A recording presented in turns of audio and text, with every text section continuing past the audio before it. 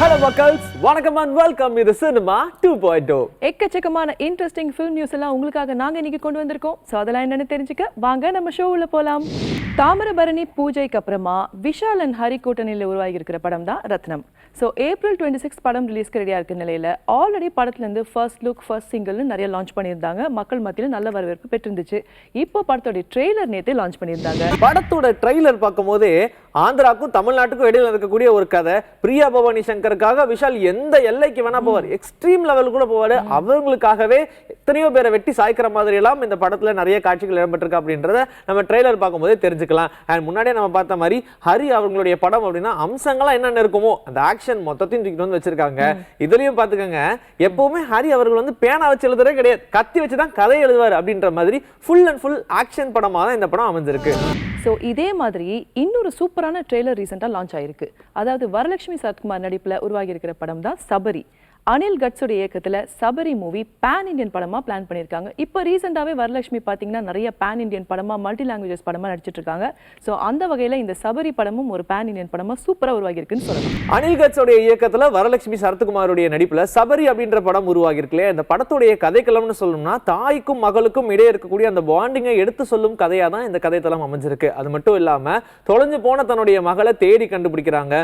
Women abuse அப்படின்ற ஒரு விஷயம் இப்போ நம்ம சமுதாயத்தில் நடந்துகிட்டு இருக்கு இல்லையா, இதுல சிக்கி இருக்கக்கூடிய அவங்களுடைய குழந்தையை எப்படி மீட்டு இருக்கிறாங்க அப்படின்றதுதான் இந்த திரைப்படத்துடைய கதைக்களமா அமைஞ்சிருக்கு. ஸ்ரீ, இன்னைக்கு ஒரு முக்கியமான நாள். அதாவது நம்ம ஹியூமன் பீயிங்ஸ்க்கு பலதரப்பட்ட இமோஷன்ஸ் இருக்கும்.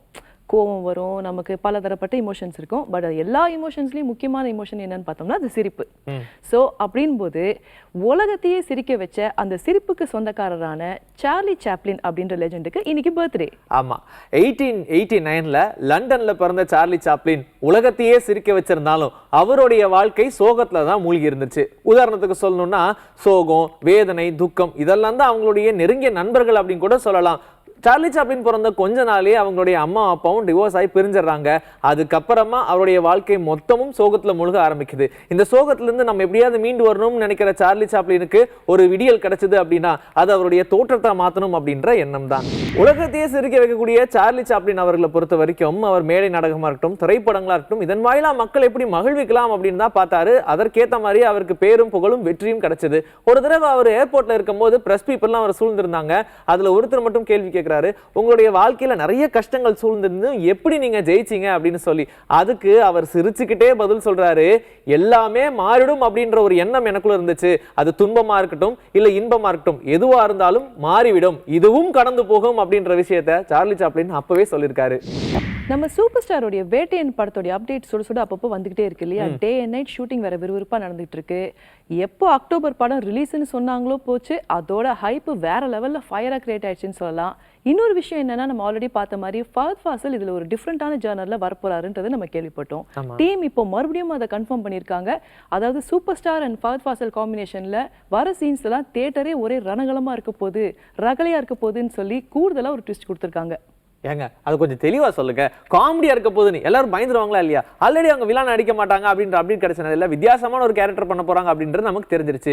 எப்படி நீங்க மாமன்னன் திரைப்படத்துல வடிவேல் சாரை பார்த்து வியந்து போனீங்களோ, அதே மாதிரி ஃபஹத் ஃபாசிலையும் இந்த திரைப்படத்துல வியக்கிற மாதிரியான கேரக்டர் தான் பண்ணியிருக்காரு அப்படின்ற மாதிரியான விஷயத்தையும் சொல்லியிருக்காங்க. ஸோ நம்ம வேட்டையன் படத்தை பத்தி தொடர்ந்து பேசிட்டு இருக்கும்போது இந்த படத்துல நம்ம சூப்பர் ஸ்டாரையும் தாண்டி டைரக்டர் ஞானவேலையும் தாண்டி அனிருத்துக்கு ஒரு முக்கிய பங்கு இருக்கு. ஏங்க பின்னென்ன, ஆல்ரெடி மிரட்டலான பிஜிஎம்லாம் போட்டிருந்தாரு ஜெயிலர் படத்துல. அப்போ இந்த படத்துக்கு எக்ஸ்பெக்டேஷன் இருக்குல்ல. பட் எனக்கு என்ன டவுட்னா, SK23, தலைவர் 171, இந்தியன் 2 இந்த மாதிரி படங்கள்லாம் பிஸியா இருக்கும்போது இதுக்கு மியூசிக் எப்படி அமைப்பாரு அப்படின்றதான் ஒரு டவுட்டா இருக்கு. எஸ், அதுதான் முக்கியமா. இந்த படத்தோடைய ஃபர்ஸ்ட் சிங்கிள், அதாவது ஓப்பனிங் சாங்கை தலைவருக்கு வேற லெவல்ல மாசா ரெடி பண்ணி வச்சிருக்காராம். இந்த படத்தோடைய விஷுவல் அப்போ இதை விட இன்னும் சூப்பரா இருக்கணும்னு அந்த சாங்குக்கு சிறப்பா ஒரு செட் போட்டு இந்த மந்த் எண்டு ஷூட்டிங் ஸ்டார்ட் ஆக போதும். ஸோ சித்தா அப்படின்னு ஒரு சூப்பர் ஹிட் படத்தை கொடுத்ததுக்கு அப்புறமா டைரக்டர் அருண்குமார் அடுத்தது விக்ரம் 62 இயக்கிட்டு இருக்காரு. இது நம்ம ஆல்ரெடி நமக்கு தெரியும். ஸோ இந்த விக்ரம் 62 பத்தி விக்ரம் அவர்களே ஒரு அப்டேட் போட்டிருக்காரு அவருடைய எக்ஸ் தளத்துல. அதாவது நாளைக்கு இந்த படத்தை பத்தி ஒரு ஸ்பெஷலான அப்டேட் காத்திருக்கு அப்படின்னு சொல்லியிருக்காரு. ஸ்பெஷலான அப்டேட்னா என்னவா இருக்கும் எல்லா ரசிகர்களும் யோசிச்சுட்டு இருக்காங்க. ஒருவேளை படத்துடைய ஃபர்ஸ்ட் சிங்கிள் ரிலீஸ் பண்ணுவாங்களோ இல்ல படத்துடைய ரிலீஸ் டேட்டே அனௌன்ஸ் பண்ணுவாங்களோ அப்படின்னு ரசிகர்கள் பேசிட்டு இருக்காங்க. நம்ம ராகவா லாரன்ஸ் பார்த்தோம்னா அவர் சினிமால மட்டும் ஹீரோ இல்ல, சினிமாக்கு வெளியவும் ஒரு ஹீரோ தான். அதாவது நிறைய மக்களுக்கு மாற்றுத்திறனாளிகளுக்கெல்லாம் அவர் நிறைய உதவிகள் செஞ்சுட்டு வந்துட்டு இருக்காரு. ஸோ அந்த வகையில் இப்போ ரீசெண்டாகவும் ஒரு சில சிறப்பான விஷயங்கள் செஞ்சிருக்காரு. ஆமா, கை கொடுக்கும் கை அப்படின்ற வார்த்தையை சொல்லும் போதே நமக்கு ராகவா லாரன்ஸ் அவர்கள் தான் ஞாபகத்துக்கு வராங்க. அதே மாதிரியான ஒரு நிகழ்வு தான் நடந்திருக்கு. தமிழர்களுடைய பாரம்பரியமான மல்லர் கம்பம் சாகச கலை நிகழ்வு பார்த்தீங்கன்னா இப்போ ரொம்ப சிறப்பா நடந்திருக்கு. சராசரியான மனிதர்களை வச்சு மட்டுமே இந்த நிகழ்வை பண்ணாம மாற்றுத்திறனாளிகளை வச்சு பண்ணோம் அப்படின்ற ஒரு எண்ணம் தோன்றதே வித்தியாசமான விஷயமா பார்க்கப்பட்டாலும் அவங்களும் இதை சிறப்பா செஞ்சிருக்காங்க. இதற்கான ஒரு பிரஸ் மீட்ல நாம சொன்னதை விட ராகவா லாரன்ஸ் அவர்களே நிறைய விஷயங்களை எக்ஸ்பிளைன் பண்ணியிருக்காங்க. பார்க்கலாம். நம்ம மாற்றுத்திறனாளி பசங்க நடனம் ஆடுறதை பார்த்துருக்கீங்க. நானும் வந்து எவ்வளோலாம் மேக்ஸிமம் என்னுடைய படத்தில் யூஸ் பண்ண முடியுமோ, நான் போகிற ப்ரோக்ராமில் எவ்வளோ அந்த பசங்களை வந்து ஸ்டேஜில் உங்கள் முன்னாடி அறிமுகப்படுத்த முடியுமோ அவ்வளோ நான் ட்ரை பண்ணிகிட்டே இருப்பேன். ஏன்னா அதுக்கு காரணம் என்னென்னா, அவங்களுக்கு டான்ஸை தவிர வேறு எதுவுமே தெரியாது. அவங்க வாழ்வாதாரமே அதில் தான் அடங்கியிருக்கு.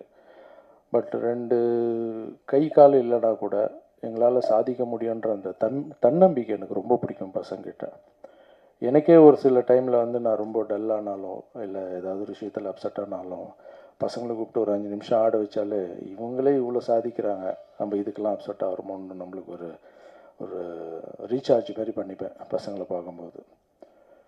ஸோ இந்த பசங்க வந்து கொஞ்ச நாளாக பார்த்தீங்கன்னா பசங்க வந்து வாய்ஸ் எல்லாம் ரொம்ப டல்லாக இருந்தது. என்ன கண்ணான்னா, நான் ப்ரோக்ராம்லாம் கொஞ்சம் கம்மியாயிடுச்சுண்ணே, டான்ஸ் ப்ரோக்ராம்லாம் கம்மியாயிடுச்சு அப்படின்னு ஒரு ஃபோன் கால்.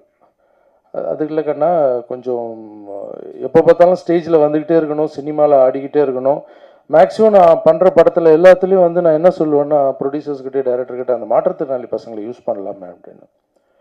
அதுக்கு ஒரு சிலர் சொல்லுவாங்க, மாஸ்டர் எல்லா இடத்துலையும் அவங்களையே போட்டால் ஒரு மாதிரி இல்லை மாஸ்டர், ரிப்பீட் ஆகிற மாதிரி இல்லைன்னு. எத்தனை தடவை நயன்தாரா த்ரிஷாலாம் வந்து பண்ண பார்க்குறோம்ல சார், அதே மாதிரி நம்ம பசங்களை பார்க்கட்டும் சார். ஸோ இவங்கள பார்த்தா வாழ்வாதாரம் வந்து ஸோ எத்தனையோ லாரன்ஸ் படம், எத்தனையோ பெரிய பெரிய ஹீரோக்கள் படம் ரிப்பீட் பண்ணி பார்க்குறாங்களே சார், ஒரு வாழ்வாதாரத்துக்காக சார்ன்னு சொல்லும்போது ஒரு சிலர் ஒத்துப்பாங்க, ஒரு சிலர் வந்து ரிப்பீட்டு வேணான்னு சொல்லிடுவாங்க. நான் மேக்ஸிமம் இது பண்ணிவிடுவேன். அதுக்கப்புறம் பசங்க ஒரு நாள் ஃபோன் பண்ணி, மாஸ்டர் இது மல்லர் கம்பன் இருக்குது, அப்படி ஒரு வித்தை இருக்குது, நாங்கள் கற்றுக்கிட்டு, ஏன்னா டான்ஸுன்னா என்ன தானே ஒரே மாதிரி இருக்குது, இது நான் கற்றுக்கிட்டு பண்ணட்டுமா அப்படின்னு. அது என்னன்னு நான் ஃபஸ்ட்டு தெரிஞ்சுக்கிட்டேன்.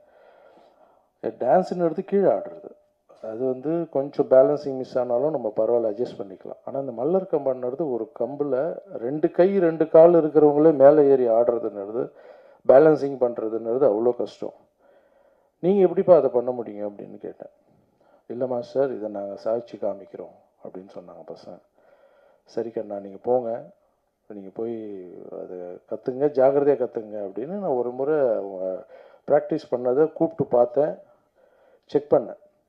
ஆனால் ஒரே ஒரு விஷயம் சொல்லுவாங்க, எக்ஸாமில் நான் தோற்று போயிட்டேன்னு சூசைட் பண்ணிக்கிறவங்க, அப்புறம் நான் கடன் வாங்கிட்டு எனக்கு பிரச்சனையாக இருக்குன்னு இறந்து போகிறவங்க, வாழ்க்கையில் வந்து தன்னம்பிக்கை இல்லாமல் எவ்வளோ விஷயங்கள்லாம் நடக்குது. பட் இந்த பசங்களை சொல்லணுன்னா, இவங்களுடைய தன்னம்பிக்கை நான் அதை பார்க்கும்போது இவங்கள பார்த்து நம்மளுக்கெல்லாம் கற்றுக்கணும் நிஜமாக. அந்த மாதிரி சூசைட் பண்ணிக்கிறவங்க, பட் 2 கை 2 கால் எதுவுமே இல்லாமல் மேலே ஏறுறாங்க, சாகசம் பண்ணுறாங்க, என்னென்னவோ பண்ணுறாங்க.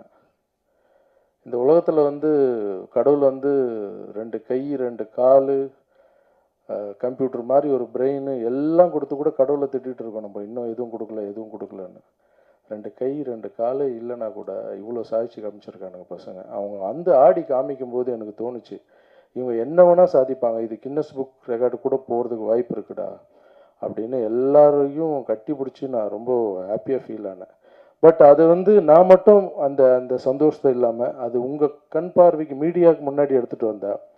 இந்த ப்ரெஸ் மீட்டுக்கு காரணமே என்னன்னா, இந்த பசங்களுக்கு நிறைய ப்ரோக்ராம் கிடைக்கணும், இவ்வளோ கஷ்டப்படுறாங்க. ஸோ உங்கள் வீட்டில் கல்யாண நிகழ்ச்சிகள் நடக்கலாம், இல்லை காலேஜ் ஃபங்க்ஷன் நடக்கலாம், இல்லைனா வந்து அரசியல் நிகழ்ச்சிகள் நடக்கலாம், இல்லைனா கோவில் ஃபங்க்ஷன்ஸ், எவ்வளோ கலை நிகழ்ச்சிகள் நடக்கலாம். அதில் எங்கள் பசங்களுக்கு ஒரு வாய்ப்பு கொடுங்க. நீங்கள் அப்படி ஒரு வாய்ப்பு கொடுத்தீங்கன்னா எந்த ஃபங்க்ஷன்லாம் நடக்குதோ அவங்களுக்கெல்லாம் நான் ஒரு வாழ்த்து சொல்லி என்னுடைய வீடியோ அனுப்புகிறேன். ஏன்னா அதுதான் அவங்க வாடகை கட்டணும், அதுதான் அவங்க லைஃப்பை பார்த்துக்கணும். இது மட்டும் இல்லாமல் தமிழ்நாடு ஃபுல்லாக நான் எப்போல்லாம் ஃப்ரீயாக இருக்கணும், ஒரு மேடை ஒன்று ரெடி பண்ணி எங்கெல்லாம் வந்து இந்த கலையை எடுத்துகிட்டு போய், ஏன்னா இது வந்து இது பாரம்பரிய கலை, இது வந்து அழிஞ்சிடக்கூடாது. அதுவும் இந்த பசங்க பண்ணுறதுன்றது ரொம்ப பெரிய விஷயம். நான் எப்போல்லாம் ஃப்ரீயாக இருக்கணும் பசங்களை கூப்பிட்டு தமிழ்நாடு ஃபுல்லாக ஒரு ஷோ பண்ணலான்னு பிளான் பண்ணியிருக்கேன். ஸோ இது மட்டும் பத்தாது. இந்த நிகழ்ச்சியை வந்து நீங்கள் மீடியா ஆட்கள் எடுத்துகிட்டு போய் எவ்வளோ சேர்க்குறீங்களோ அவங்களுக்கு ப்ரோக்ராம் கிடைக்கும். ஒரு பையனுக்கு வந்து நீங்கள் நம்ப மாட்டீங்க கண்ணா, நீங்கள் பார்க்கணும்.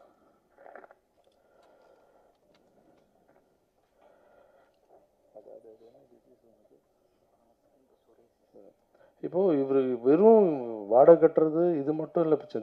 திடீர்னு ஏதாவது அவருக்கு என்ன ஸ்கின் ப்ராப்ளமா? ஆமாம், சோரியாசிஸ்ன்னு ஒரு ப்ராப்ளம். அது வந்து 3 வருஷமாக அதுக்கு மாத்திரை மருந்து இதெல்லாம்.